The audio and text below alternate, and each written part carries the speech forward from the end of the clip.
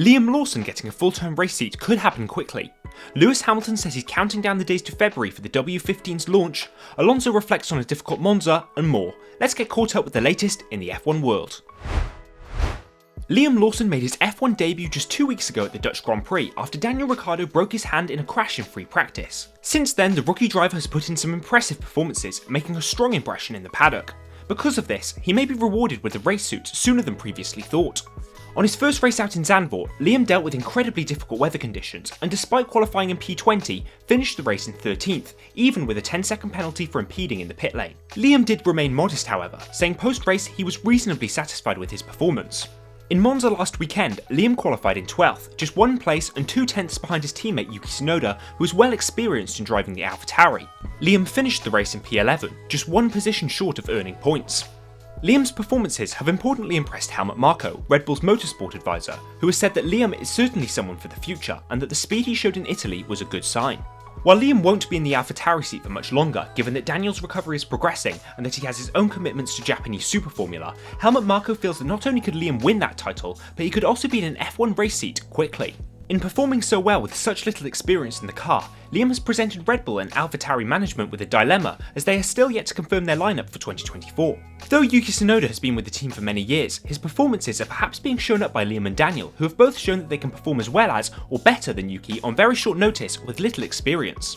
There's no doubt that Yuki is a talented driver, but it's also unlikely that Red Bull remove Daniel Ricciardo from his AlphaTauri seat next season, particularly as his marketing power would bring attention to their new branding and team name.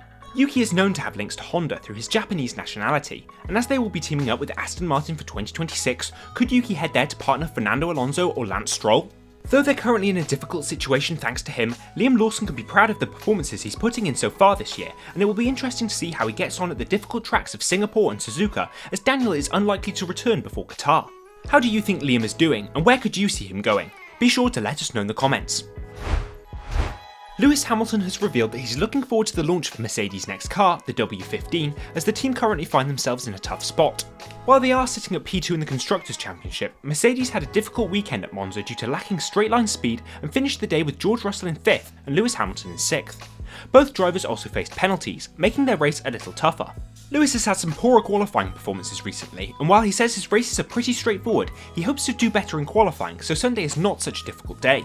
Mercedes have struggled with consistency in their performances since the new regulations were introduced in 2022, mainly due to them initially heading down a zero-pod development path that they weren't able to extract their best from. Lewis, George and team principal Toto Wolff haven't shied away from admitting to their difficulties however, with Lewis Hamilton now saying they're just counting down the days until February where their new car for 2024 will launch. Though they have struggled, Mercedes is still P2 in this year's Constructors' Championship and finished P3 in last year's amid their difficulties, so perhaps they are their own harshest critics. Fernando Alonso has reflected on Aston Martin's performance in Monza, saying that a P9 finish was what they deserved. While other teams like Ferrari and Williams found some extra pace around Monza, Aston Martin struggled as Alonso qualified in P10 and Stroll found himself all the way down in P20. By the end of the Grand Prix, Alonso could only recover to P9 with Stroll in P16. Reflecting on his weekend post-race, Alonso said that the team were only good enough for 9th as they just didn't have the pace. But Stroll on the other hand may have had a tough time due to a lack of time in the car, which compounded with their inherent lack of pace along Monza's long straights. Stroll gave up his FP1 running to allow the team's reserve driver, Felipe Drugovich, to run one of his rookie runs of the season. Once he was back in the car for FP2, he had technical difficulties on his outlap and unfortunately had to retire from the session. Post-race, Stroll made similar admissions to Alonso in saying he wasn't expecting anything in Monza and that it was a hard weekend. While Monza was tough on both sides of the garage, Lance Stroll has had a difficult run of form since Canada, scoring just 12 points in the event since, whereas Alonso has earned 61 in the same period. This has prompted team principal Mike Crack to call for more to be done by the team to help Stroll. Speaking to the media recently, Mike Crack said that there is not a marked gap in performance, there is a marked gap in points between the teammates and looked for the team to do a much better job on Lance's side of the garage. The team will be looking to improve in Singapore by analysing what went wrong last weekend, and this might also be helped by the track's characteristics that may just suit the AMR23 more. After a turbulent period at Alpine before the summer break, Pierre Gasly believes that there's been an overall positive reaction to the changes at the senior leadership level. The Hungarian and Belgian Grand Prix weekends before the summer break saw Alpine announce that their CEO Laurent Rossi had been removed from the post, and that team principal Otmar Safnauer and sporting director Alan Permane had also left the team. The team is run by Renault and had set out a key target heading into the 2023 season, to maintain their 4th place finish in the Constructors' Championship from 2022, but in the more long term had a 100 race project to get the team to the front over 4 seasons, ending in 2024. It's thought that the achievability of this longer term goal is what has led to the leadership overhaul we've seen recently, as the higher ups at Renault and others on the ground within the F1 team had contrasting ideas about what an F1 team should be able to achieve in that time period.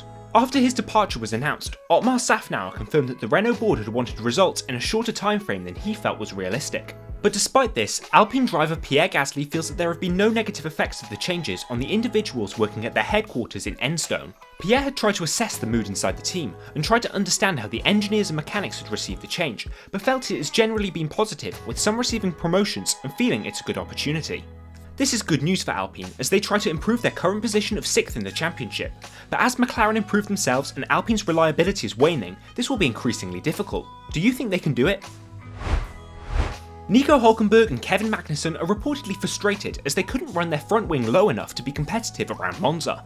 Nico Hulkenberg managed to qualify in P13 for the Italian Grand Prix, but Kevin Magnuson struggled more and could only manage P19, which he said was confusing given that they've been running in P7 in the final free practice session of the weekend.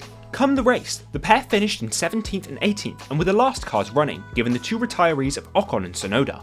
Magnuson described the weekend for the team as horrendous, really bad, as they couldn't take enough angle off their front wing to make it low enough for the high speeds of Monza.